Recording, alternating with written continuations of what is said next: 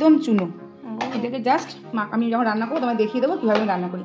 আমিও খুব ভালো খাই, আমার বাবাও খুব ভালো খায়। আমি নুন মাখিয়ে কি করছো? এই কাশি। এইটা কি মা?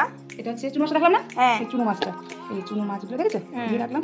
এবার দিয়েছি আমি আলু কুচকুচ করে দিয়েছি, হ্যাঁ, পেঁয়াজ দিয়েছি, রসুন কুচি দিয়েছি, কাঁচা লঙ্কা কুচি দিয়েছি, টমেটো কুচি দিয়েছি, দিয়ে একটু ধনে গুঁড়ো দিয়েছি আর একটুখানি আদা বাটা রসুন বাটা দিয়ে দিয়েছি। হ্যাঁ, দিয়ে এটা আমি মেখে নেবো। সরষে তেল দিয়েছি কিন্তু, হ্যাঁ। ও আচ্ছা, হ্যাঁ, সরষে তেল দিয়েছি।